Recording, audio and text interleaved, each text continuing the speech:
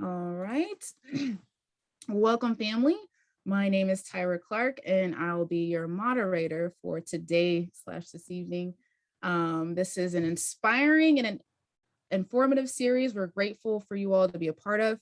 The Black Businesses Rising: How to Do Business with the City is an online 8-part series presented by the Black Leaders Collective, centered around conversations that stem from the collective's economic and workforce development action item 1.2. The Black Leaders Collective's goal through their initiative is to offset disparities, develop and train competitive Black-led small businesses, and intentionally rebuild equity. These conversations will strengthen a strategic roadmap Black-led orgs can utilize to cut out the guesswork, get in the game, and do business on city, state, and federal levels. Today's topic with the series is how to write a proposal, and it's being presented by Miss Joni Foster, the one and only, yes. She's the program director at the Economic Growth Business Incubator, in short, EGBI, and I have that in the chat, but I'll continue to put that information.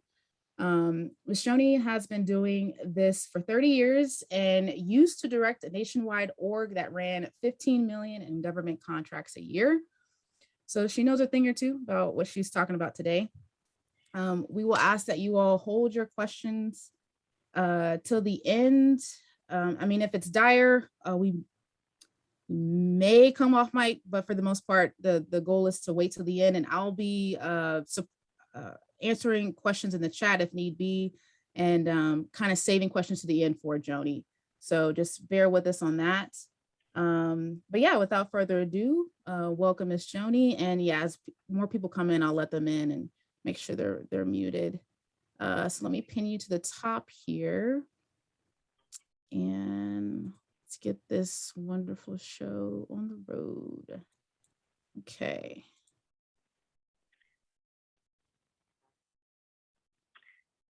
While you do that, I'm going to share my screen. So hi, my name is Joni Foster with EGBI. I'm the program director here. We're an incubator on the east side of Boston. And I have been entrusted to this how to write a proposal. And to me, that's a couple of parts to it. There's both technically how to write it, and then how to answer the questions is the second part.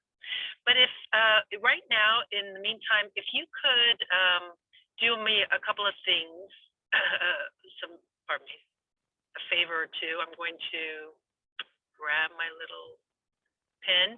If you could start here and open the participant window, and on your name, if you could write your first and last name, that's really helpful. And then if you could open chat and let me know what kind of industry you're in. I'm really looking to figure out if people are in construction or if they're more in the professional or non-construction kind of work, because thinking about proposals is a little bit different for both of those. And I just want to know who's in the room. So that would be very helpful to me. Hang on, I've got to figure out how to clear this. Sorry, I'm not quite sure what you mean by open participants. I know what you mean when you say open chat. So, okay, perfect. Here's the little screen, and there's on the menu of the Zoom, if you move your mouse, you should get a menu, and at the bottom it says participants. You click on that, and that'll pop up, and it'll show you everybody who's in the room. And you'll see your name or part of your name or what should be your name. And if you put your mouse on that and go to the right, you'll be able to rename yourself so that your full name comes up.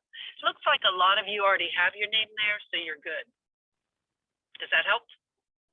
Yeah, perfect. Thank you. Okay. So what we're going to talk about today, hang on a second, I got to move my real estate around a little bit.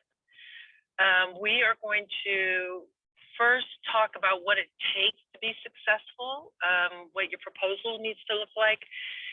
Then we're going to look at a couple of solicitations and see how to figure out what you're supposed to write about, and then I'll talk a little bit about being a subcontractor on a government contract, particularly if you're construction and you're not a GC, a general contractor, but you're a subcontractor typically on big jobs. You're a plumber or an electrician or earth mover or something like that. You might not be the proposer submitting the application, but you're going to be a part of it. And so there's some different things you need to know about that. We'll get into that. Sound good? We're off. So what does it take to be successful for government contracts? Pretty much similar things as it takes to get bigger and bigger jobs, whether they're government or not. And at EGBI, we work with tons and tons and tons of people trying to get into business or trying to grow their business. And what we have found, we sort of put together a list of what the ideal business looks like to be able to be successful in competing with government contracts. And so here's starting to be a little bit of a list of some of the things that get in people's way that makes them not as competitive or even able to get their application together. So starting with management, people who are just one person in their shop and they don't have any help at all.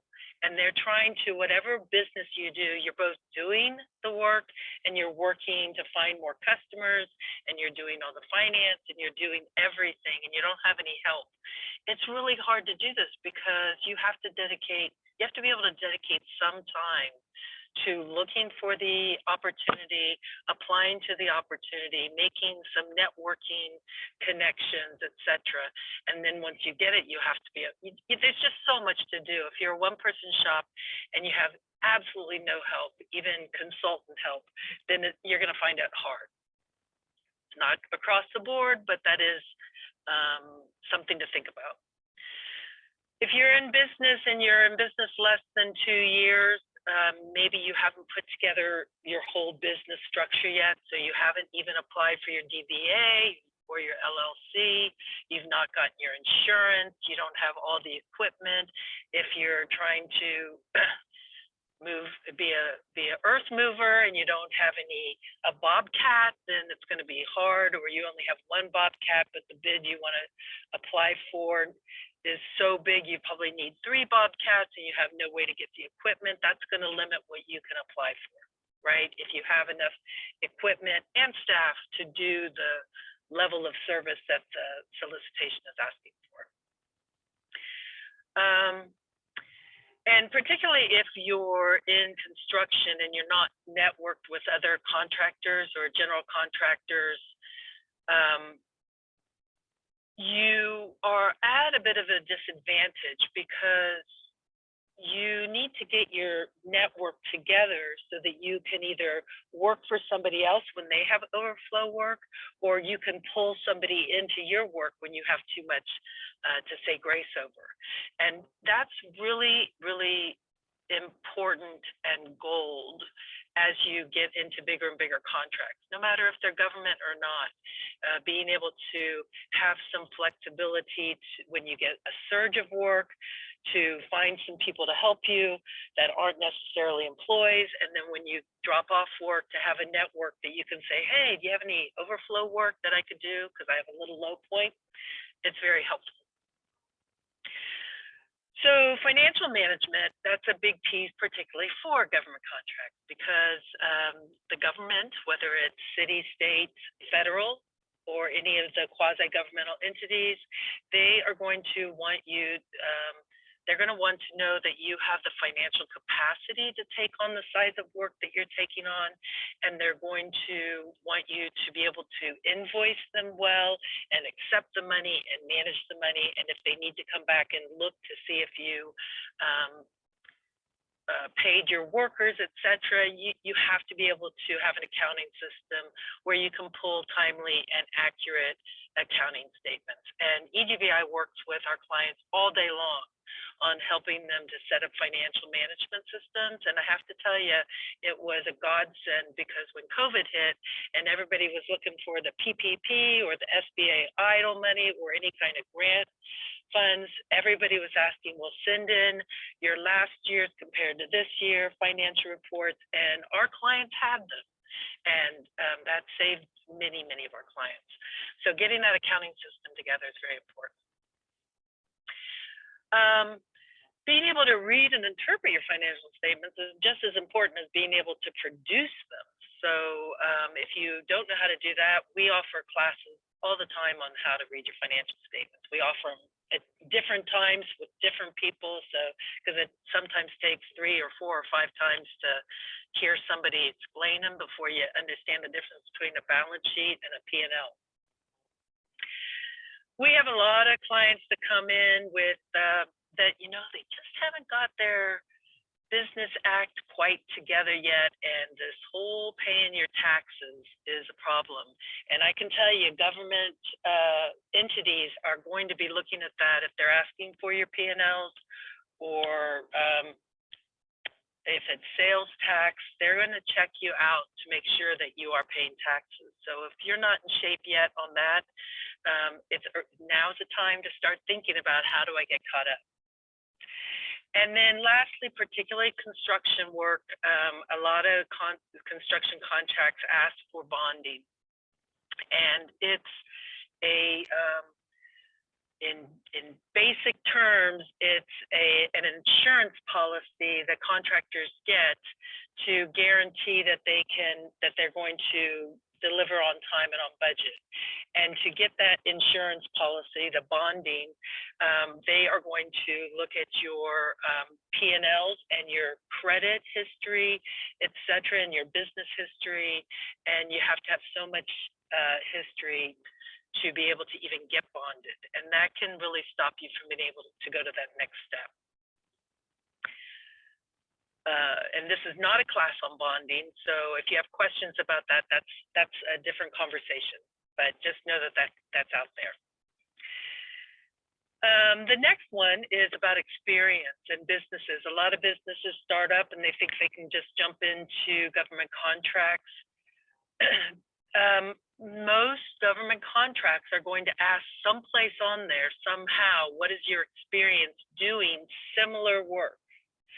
So I'll show you an example in a minute of a solicitation about that and talk about how to fill that out. But it's not enough that you have been a contractor and built 3 houses in your life. If you're bidding on a contract that is to build an industrial park, okay, that experience isn't the same as this experience. Now, it is some experience, so don't get discouraged, but just know that people are going to try and compare apples to apples. And the closer you can come to showing that you have experience very close to what you're trying to bid on, the more points you're going to get when they rate and rank you, okay?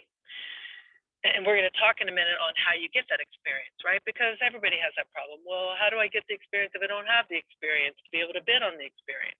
Well, there's a couple of ways to do that. Save that for a second.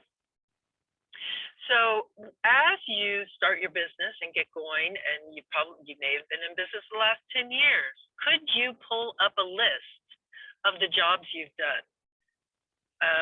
And a lot of people forget this. They just go from one thing to the next, and you've never put together, and you can just keep it on an Excel spreadsheet or even just in a Word document, and you're going to want to know the dates, who you worked for, the size of the job, what you did, and just start keeping track of that, because it will come up. People are going to ask, I need 3 references, or I need 3 examples of what you did that looks like this.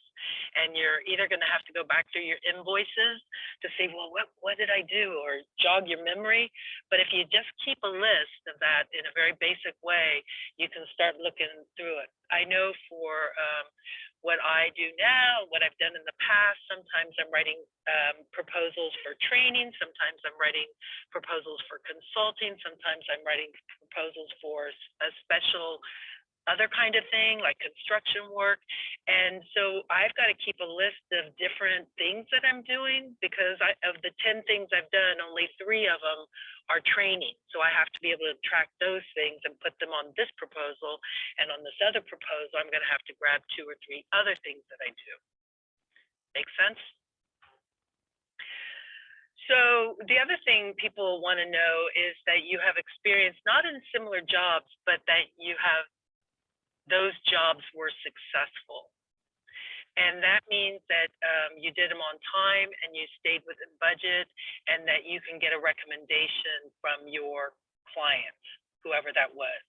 Okay, and particularly in construction, on time and on budget is a big deal, because time is money. And if you say you're going to have that building finished by this date and it takes you a month or 2 afterwards, that's a lot of money that's on the hook, and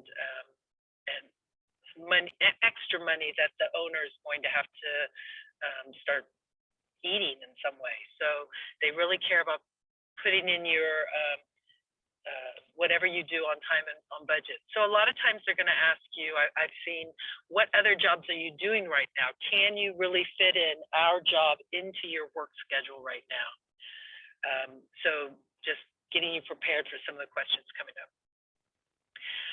So staffing, I can imagine, I haven't really looked at who all's here, but you all might be one person yourself, that's your business, or you might have 3 or 4 or 10 people. I would be surprised, 10 people in your business. And they could be employed, they could be contract workers, 990s. They could be people just like you that you can joint venture with, but just having people you can pull into the proposal. Sometimes the staff you bring in, if you have the opportunity for a proposal to bring somebody in, you can bring somebody that can help you with your corporate resume. So all this stuff about experience, you need some experience. It can be your business has the experience, that's the best thing to have. But if you have a staff person who has 20 years of experience doing that thing, even if the corporate resume isn't there, you can still put that on there and get some of the points for experience. You can also find consultants or subcontractors to be part of your proposal who bring in experience that you lack. And that's where that whole networking comes up and is very important. And if you have any staff, or if you have the ability to hire staff and you're starting to think about getting into applying for government contracts, you might look at putting on your job description some kind of experience in government contracting processes or understanding the documents, and having that experience, not just for the application for your proposal, but also for your internally, somebody else who can guide you and help you get into this game, because the wording, the acronyms, it's a whole nother language in many ways when you get into government contracting. And then setting up for success, particularly, unfortunately, in construction and businesses starting out, you might be using undocumented workers. And that happens. And there are, at EGBI, we're not here to tell you that's right or wrong. It's obviously illegal, but that does happen. But I can tell you, for government contracts, they will not allow you to use anybody who's not legally allowed to be in this country. So you're going to have to think about how you redo your payroll, or how you think about your workers and your crews, and how you work that. And you can't even, particularly if you use a lot of undocumented workers who are your subcontractors, you can't use those people for government contract work. They're just not going to pass the muster of the contract that you have, no matter if it's city, state, or federal. Okay. So that was a mouthful, and I'm going to stop for a second and see if Tyra has seen any questions that maybe I need to stop right now and respond to. Have you Great noticed job any? so far. So far, no questions in the chat. Does anyone want to briefly come off mic if there's something burning and the spirit moved you? If not, I can catch you in the chat, but so far, no questions in the chat. Okay, perfect. Yes, ma'am. So now that's how you set it up. Now we're going to look at solicitations. And anybody who was on the workshop yesterday at lunchtime with Reeve Clayton, is that who that was? For the city, and looked at the procurement. I'm going to, hang on, I'm going to stop sharing and start sharing. Let me find it. I have all these things all teed up for you.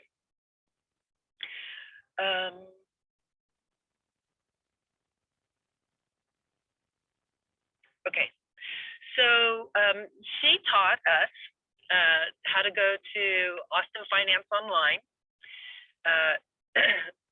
If you didn't go through this, you missed it, because this is really important. This is how you find City of Austin contracting opportunities, particularly those over $50,000. And you go to Austin Finance Online, and if you are already not a vendor, signed up to be a vendor, you need to create an account. Let me get my annotation device again. You created an account here, and that gives you access. Even if you're not ready to apply or anything, it gives you great access to get notifications sent to you, okay? But procurement, that is the fancy word for how do I get a contract with you guys, okay?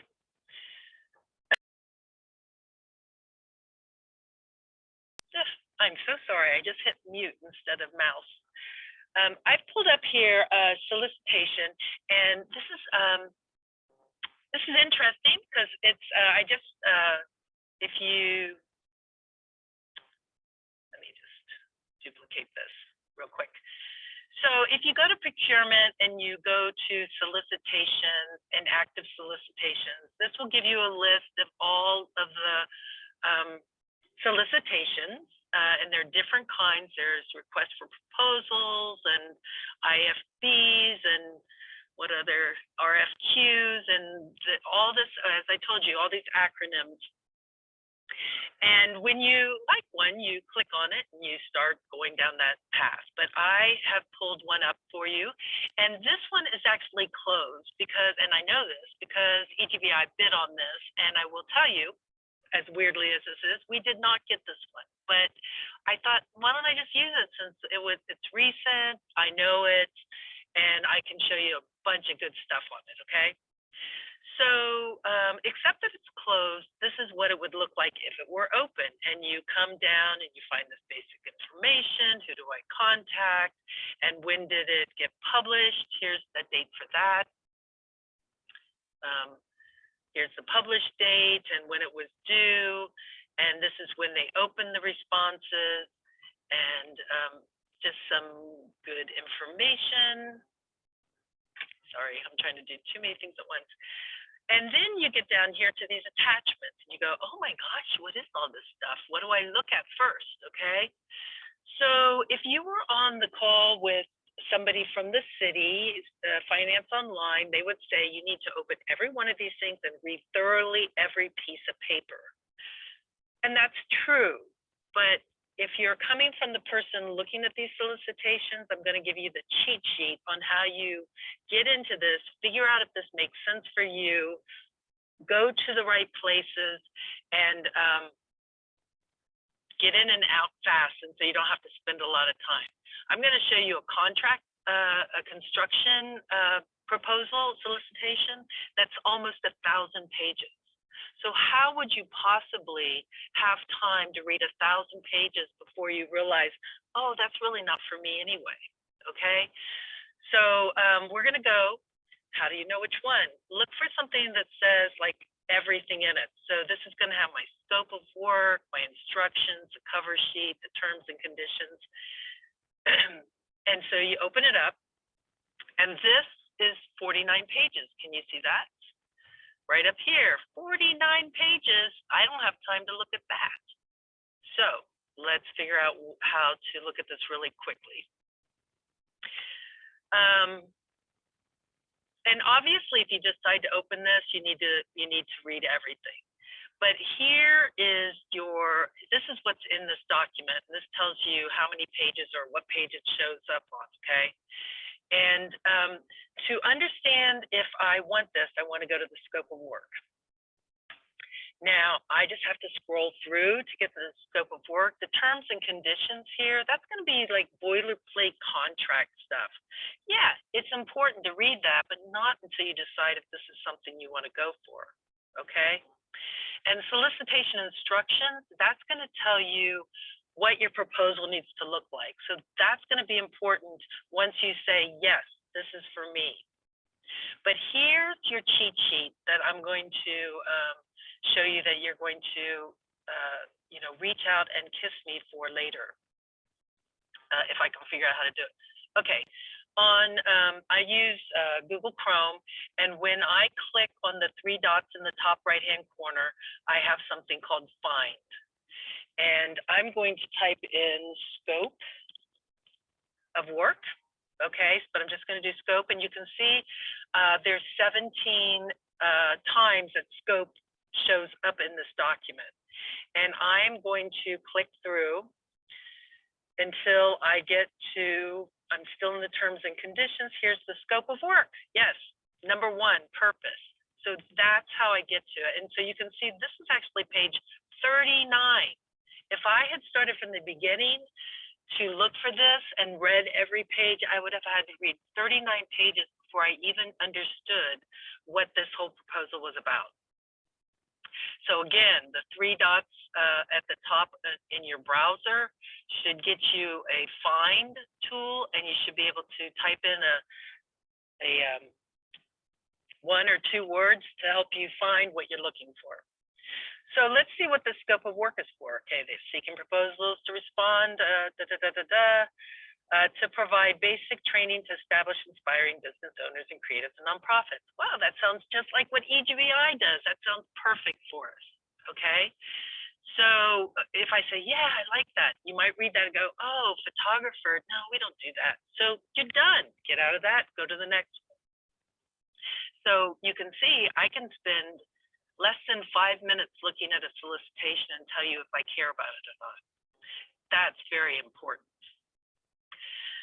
So once I decide it's important, I read the background, I read the contract. Okay, it's a 14-month contract. That's important. This is what they're going to want me to do. I'm going to read this very carefully because it's going to lay out, look how much instructions on what they want me to do. The 15 classes, I'm going to start. As I read this, I'm going to start thinking about, okay, what's that going to cost to do? I'm going to have to put a budget for this. I'm going to have to think about the cost for that. I honestly, because I'm a money person, I start building my budget right away as soon as I start reading this. I want to know what it's going to take for me to deliver this contract. And when it comes to putting my bid sheet in, that might look different, but I'm going to have already a way I use to calculate my pricing. Okay, and I probably started an Excel spreadsheet, started a list of things that I'm going to have to buy, or number of staff I'm going to need, and how many hours things are going to take, everything like that, so I can cost out this contract. This contract keeps going, right? It's a very lengthy thing. It's actually up to 3 years. It's about, it was, I think,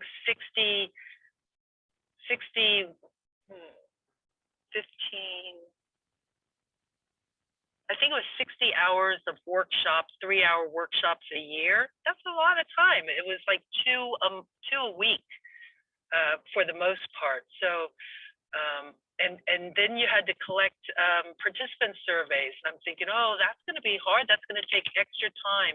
Right now, when we collect surveys, we might get 25%. So I'm looking at what it's going to cost me to get what they're asking for. Look, it keeps going on and on. What they want. This is what the city will do. These are who's in the participation, and here's what we're going to deliver. I'm looking for this. But really what I'm looking for right now, and I'm running through this really quickly, of course I'd be reading it, but I didn't see it here. So I'm going to come back up here and I'm going to say, submit. Let's see how many things come up. 83 things come up.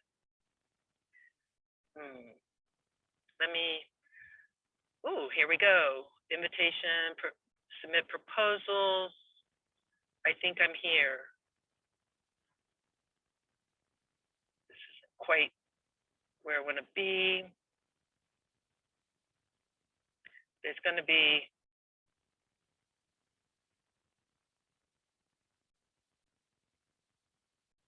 okay, we're getting closer. Offer submissions. This is how I submit it, when I have to do it. But soon I'm going to come up. Oh, here we go. Offer evaluation. Are they looking at qualifications or are they looking at price? That's one thing I'm looking at.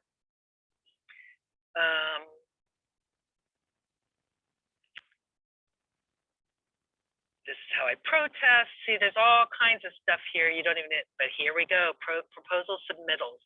So I probably should put up there submittals, not just submit.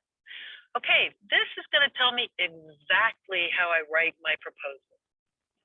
And I am going to tell you that this is really for professional kind of services.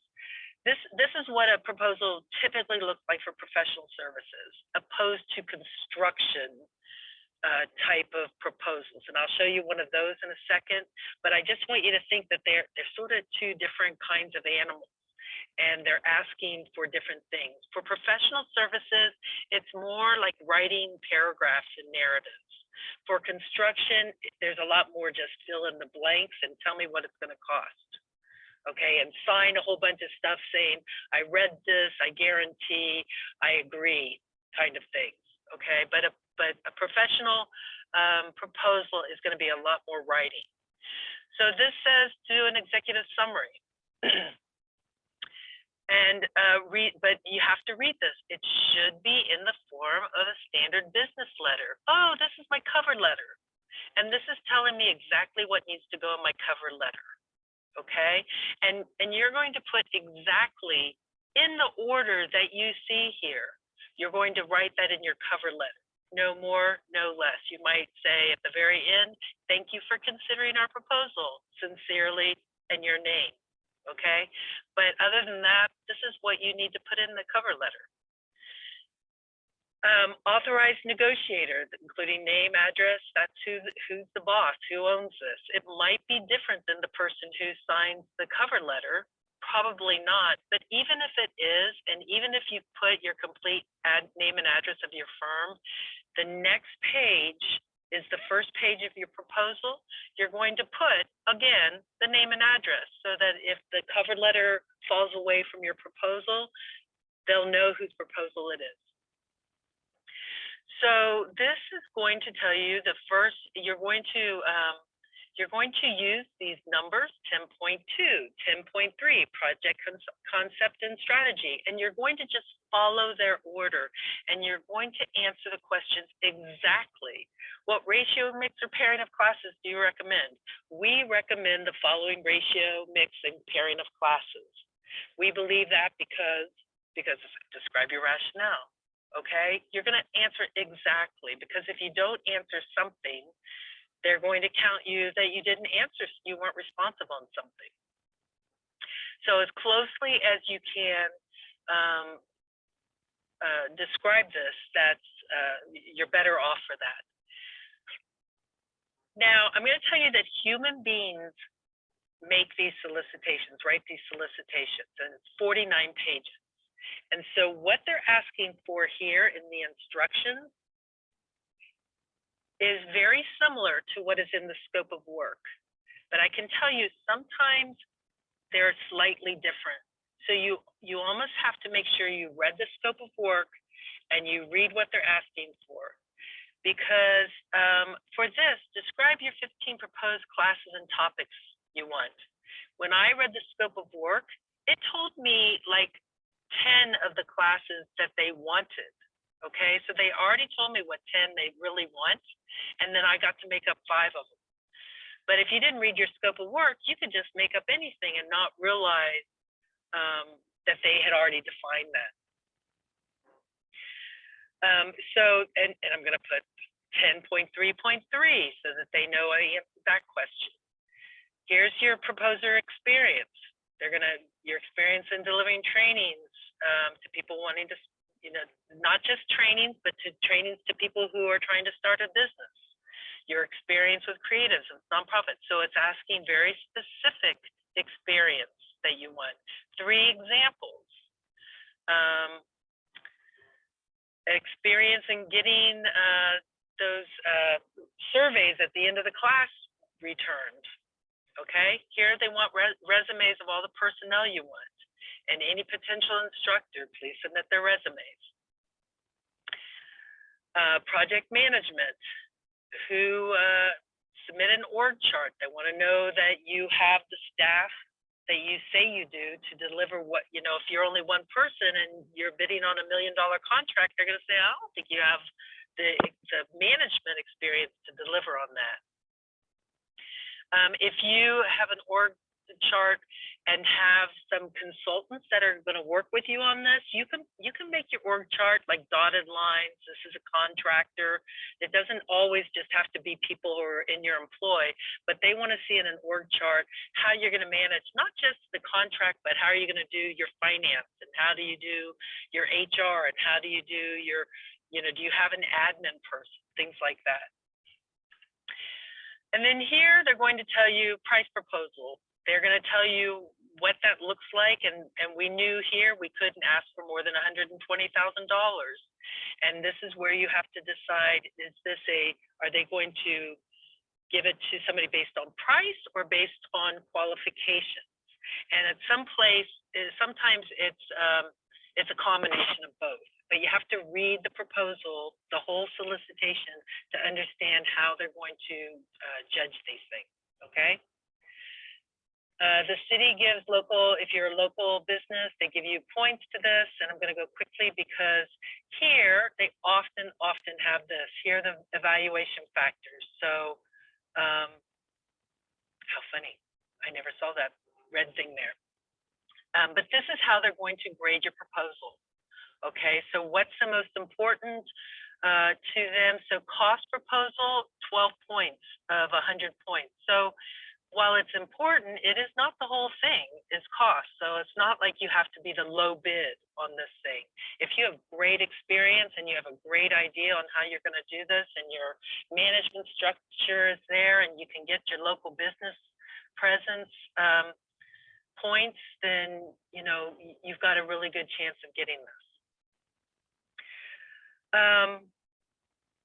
And then lastly, they say, okay, we're going to rate and rank these, and we reserve the right to do interviews if we have a short list of people and we can't decide among them. So we might do interviews. Okay. Then this gets into the terms and conditions, and honestly, I'm not going to go into this because it's all contract information, and you do need to understand what you're going to be contracting with, but you don't need to really read any of that until you decide, I want to go for this one. And once you decide I want to go for it, I need to read the scope. I need to look at what they want to be submitted and make sure I can get all those pieces together. When we do these, because we have a couple of staff here, I'll look at this and I'll say, Barbara, you do this and this and this, and I'll do this piece, and this piece. We'll get it together. One of us puts it all together, and then these typically are uploaded into the, there will be a hub place on Austin Finance to upload it. I'm not going to go into that. That's not my bailiwick. But you're going to need to understand how to upload this and that technical piece. And if you don't have administrative support to do that, then you're going to have to figure out how to do that. Let me go back and show you. So we did not get this award. let me do two things. First of all, the solicitation. This is going to tell me something very important. It's going to tell me if there's a pre-bid conference. And there was, and this was the date that you could sign up to go and get your questions answered about this. And of course, we went. If you have any interest in it, you really need to go to those pre-offer conferences, okay? Because the next thing you'll do once you go to that, if you didn't figure it out there, all the questions people ask and answer, they will put them in an addendum. So here's, and there were 3 addendums to this.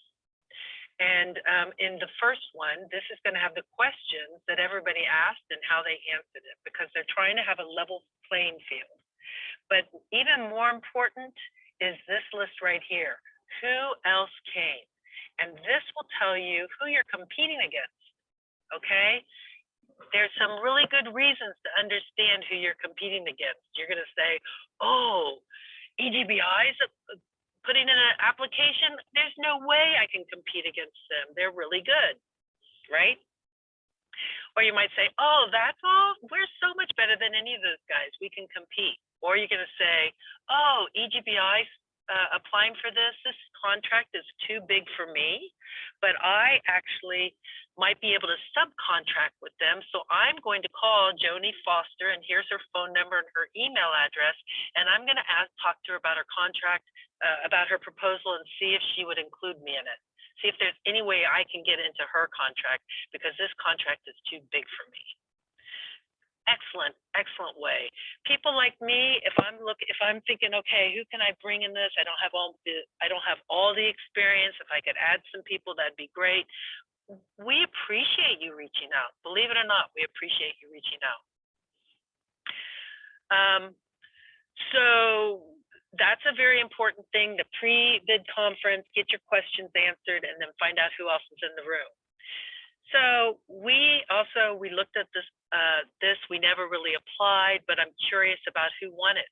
So you can often go back. This is closed. So here, just last week, they announced the award, and they awarded it to, who the heck is this distant learning media? We didn't get it. Well, check it out. They also have their rating and ranking sheet, and this is how many points. You know, who all finally submitted. You saw who signed up and went to the pre-bid conference. They didn't all submit. So here's who submitted. And these 2 didn't even meet the threshold when they put their applications in. So they didn't even get rated and ranked. And then there were 3 people that got rated and ranked. We did okay. I'm a little disappointed in these numbers. And that's where distant learning beat us out basically on that one.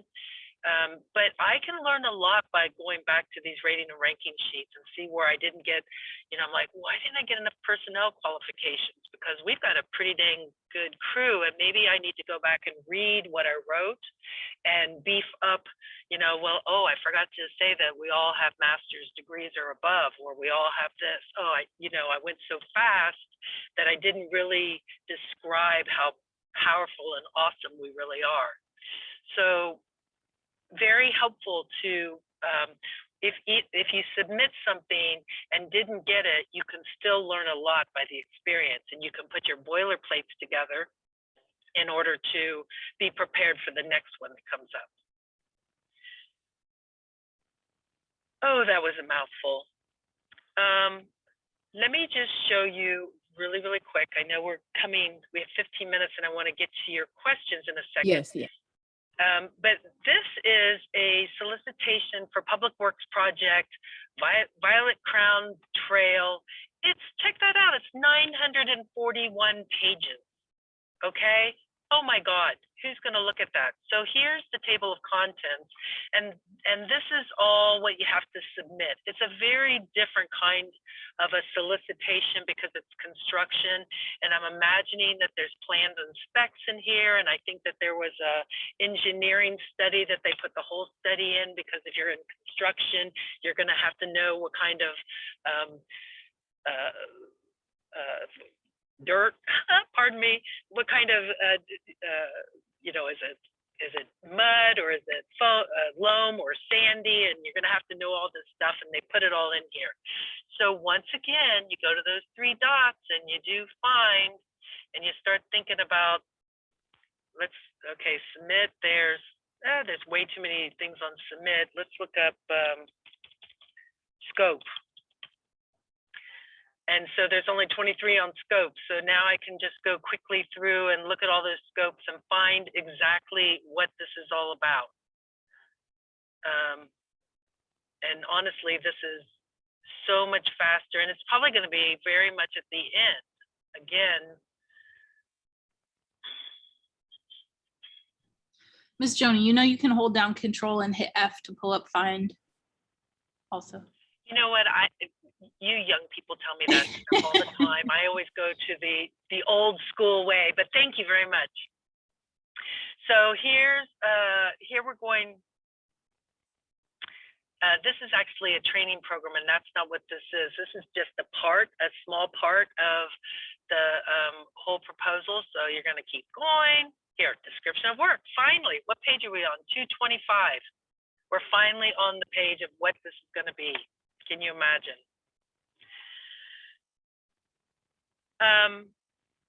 For construction, and I can put this in the chat. If you're into construction, there are some standard forms that they use that you'll have to fill out. And here are, and particularly this bidder statement of experience. You might as well go ahead and put this together and have it ready if you're doing construction. And this might take you a while to put it together, because it's a statement of experience, and it's going to ask you for all of this information goes in here. What equipment do you have? What's your workforce?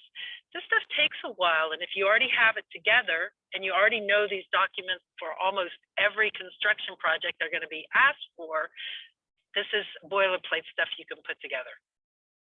So I put in the chat the page for bid documents that are pretty standard, okay?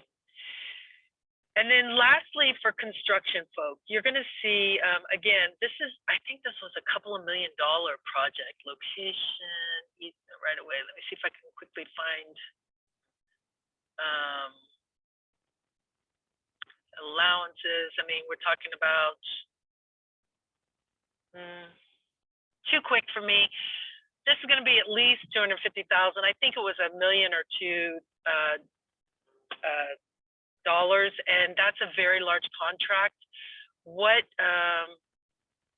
But you know that they need earth movers, and you want to be a sub on this. Again, you're going to go back to the bid document, and you're going to go to the pre-bid conference to find out who all the GCs who are bidding on this are. And you're going to contact them and say, hey, I see that you might be bidding on this deal, and I do earth moving, and wanted to know if I could introduce myself and see if you could use this for this or any other contract. So you need to get to know your GCs, and you don't have to meet them at the moment they're putting in a contract. They really want to get to know you better. And so here's another fabulous thing that I'm going to, oops, not what I meant to do. I didn't do it anyway. So let me get this. I put the wrong thing here. I'm not sure how to get it back. I'll have to go look for it. But Texas Facilities Commission, who the heck are they? They're a state commission, and they have this historically underutilized business program, a hub. But what they do is it's really cool thing, and it's very cool because it's online since COVID, and they have this Meet the Prime series. So all these primes are coming. I hate to tell you this, we missed it, but they did this last year and they'll probably do it next year. And I'm going to give you the link to it. And you can go and meet the prime for all of these people. And when I've gone to a couple of them, the prime contractor, the owner gets on there, tells you about their business, what they do, and how they like to work with subs. And they'll give you contact information, and you call them and sit down and say, hey, how do I become a sub for you guys for this project or any project in the future? And they'll try and throw you a little bit of work on other contracts first, just to get to know you and see if you can perform. And as you perform better and better with them, they'll invite you to do more and more work and get into the government contract stuff. Okay, that was a mouthful and a half, and I'm going to stop now and see if there are any questions. And I did find my link to that, and I'm going to throw that into chat. Excellent. Yes. Great stuff. We have 4 questions so far. And when I get to your question, if I butcher it, you can come off mic and video and let us know what you were thinking. So the first question was from Mr. Olu, and his question was, are there any limitations or pros and cons to pursuing local and state contracts versus federal? Great question. So here is the horrible thing about government contracts. Wouldn't it be nice if you could go to one place and find out about all government contracts, state, local, regional, quasi-governmental, etc.? It would be very wonderful. And in fact, you can. And you get to pay for those kind of services. So one service, and I don't have my link here. I wonder why not. But oh yeah, I do. One service is called bidnetdirect.com, and let me put it into chat. Oh, I lost the chat. So this is a little weird one. And honestly, I don't know enough about all these because I've actually never bought into them. But if you were on a couple of calls back, you have these NACI codes, okay? The kind of code for the kind of work. It's a national code list, and you're gonna have to pick a bunch of codes, even with the city stuff, and you put your codes in, and then they'll notify you when work comes up under those codes. So if you go to bidnetdirect.com/Texas, it will start listing all of the contracts, because, like Kyle and San Marcos and Lockhart, they all are government contracts. And so most of them feed their work into this bidnetdirect.com. And there's a couple of other kinds, but bidnetdirect.com, I think, is the one that the Texas state uses at least most of the time. Okay, so it is a place you can find the variety of work. But in order to have somebody send you the, my code, whatever number that is, 97345, coaching codes, then you have to buy into it, and then they'll let you know every opportunity that comes up. You'll get it sent to you into your email box. Because if you have to go look for these, that's a lot of time. And I can tell you, I look and then I forget and I get busy. And then I look again 3 months later and I get busy. And then I look and I find out, oh, I missed that opportunity because I wasn't signed up properly. So the best you can get signed up, if this is really something you want to pursue, that's how you look.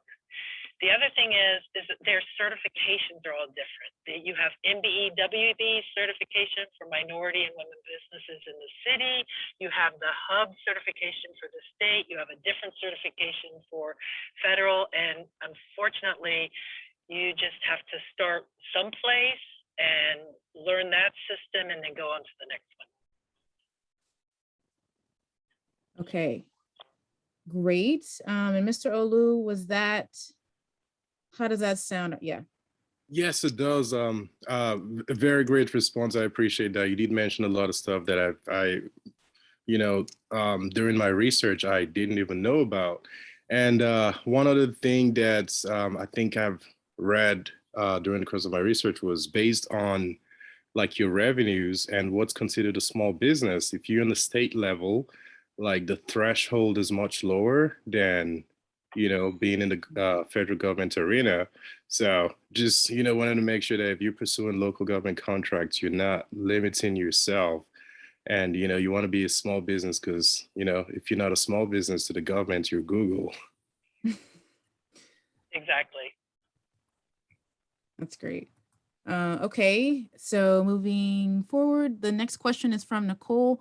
When it's a city opportunity rather than federal, is the contracting officer or COR readily listed in the announcement or solicitation? You know, where would that person be listed? Well, so that's hard to speak on because they're different systems, but typically there's a front page. Whenever the solicitation comes up, there's a front page and it tells you who the procurement person is for that contract. And I can tell you, once a solicitation goes out, local, state, and federal, the rules are slightly different, but basically nobody wants you to lobby the department for that position. And there's typically rules about you can't, you know, so you find out that the department, economic development department has this solicitation. I can't call the head of the economic development. Hey, I saw that solicitation. Oh, I'm really interested. What do you think? Should I apply? You can't do that. You can no longer talk to them while that solicitation is open. You can only talk to the procurement person. Thank you. That helps so much. I'm actually asking because I actually work for the Department of Veterans Affairs and I'm a COR level 2, right? So I have to make sure that there's no conflict of interest with me, like knowing those people already and stuff like that. But thank you. Perfect. Okay, great. And the next question from Nicole is, I know from putting bids in for the National Science Foundation, NSF, they actually cap the profit that you can include. Is that the case for the city? An example, you can't build in more than X percentage of profit into your numbers. You have to read every single proposal. They're all different. There's different ways that different departments put it together. It will be in the proposals in that 200 pages or in that 50 pages or in that 1,000 pages, somewhere it's going to tell you how you bid on this and what you can and cannot include. Okay. Great. And the last question, and I put Ms. Joni's email in the chat, and I'll also put the EGBI website to direct you all if you have additional questions. The last question is from Nicole. How long does it take you to put together a response for a solicitation? Sorry. So I have so much experience doing this, and I do solicitations for my field of work, and I have all my boilerplates together. And I have actually put together a big federal proposal in one day.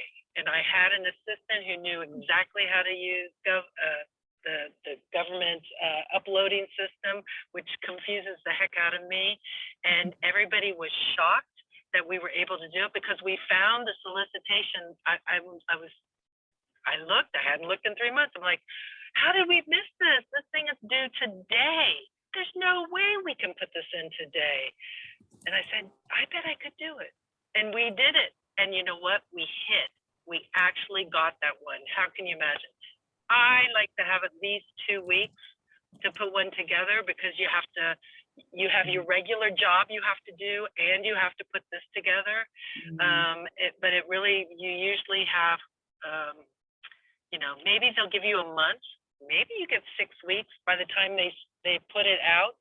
And when it's due, you might have 6 weeks, you might have a month. I've seen federal solicitations in 2 weeks, and you're going, what the heck is that?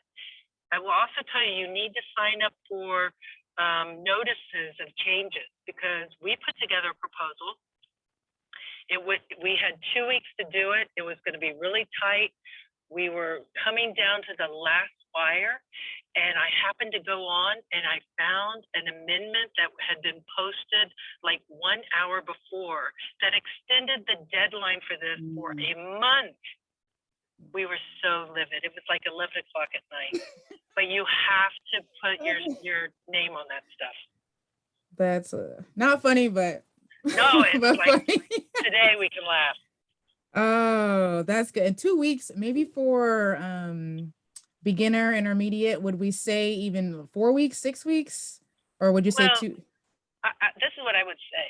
If you're a beginner, the first one you put together, you gotta do it just for practice. You cannot expect to get that because you're gonna find, oh, I can't even put this in by that time because I don't have this and this and this boilerplate put together. But once you read that and you can now then take the next 3 months to put those pieces together. And so the next time that solicitation comes up, you've got 4 pieces ready. And then that solicitation asks for some other weird thing that you never have done. And then you have to race to see if you can put it together. But your first one, you're not going to be ready, but you have to do it. You have to try to do it and figure out what you're missing. So good. Excellent information. Very rich. Ms. Tyra, I know we're almost at time, but I actually had more of it was a comment, but it's more of a question than a comment in the chat. If I can just ask real quick. So I know, again, this might be a generality, but for federal contracts, most of the time, they're going to pay the contractor at the end of the contract. I'm sure you have to read each and every individual solicitation. Do you find that that's usually the case for city contracts, that contractors are paid in arrears? You get paid in arrears, but not at the end of the contract necessarily. And of course, there's a billion different contracts and departments and ways to put these together. And I told you there's contract legalese, and that's 59 pages or however many pages are there. They will tell you how they will pay. That they'll pay monthly by invoices. But you have to know government is always, you submit the invoice. They're going to take at least 30 days, if not 60 days to pay you, because they have to go through so many processes and get so many people to sign off on that. Or they might pay you, deliverables based on delivering, this, you'll get this much, you deliver this piece, you get this much. I've never had one that makes that I don't get paid until the very end. It's slow for sure, but not to the very end. But I'm not saying that doesn't happen. That's very similar to federal then, kind of. Thank you. So just lastly, to close up, EGBI does also a lot of workshops. We do more series. We do some one-off things, but starting in the spring next year, we don't have it quite up on our website, so keep going back to it. But we will do a winning government contract. It's a 3-part. It'll probably take the whole year if you want to stick around for the whole thing. But all that you're learning this week, you're getting so much great information, but you're not getting time to play with it and ask questions afterwards. And so our series will take it much slower. You'll meet weekly as a group and just go through process and look for solicitations, and then have a place to ask questions. How do I do this, etc. So just wanted to plug that and keep coming back to us. Yes, plug. Such a pleasure having you, Joni. Yes, the journey has been sweet, and I'm going to close this out. Just remind everyone that tomorrow, the last day of the series, is we have a 12:30 how to submit your proposal, and then we have a 5:30 how to report once you've won the bid. So contract management, that's a huge one. Hopefully we'll see you all tomorrow. Don't forget, there's 3 dots in your chat box. If you click that and kind of scroll up, I believe, if you're on a desktop at least, it'll say save chat. Make sure you save the chat and all the information and links in there for your reference later. And we'll see you all soon, hopefully tomorrow. Blessings you all, and have a great rest of your evening. Thanks so much. Thanks. Bye y'all. Thanks, Miss Joni. Peace.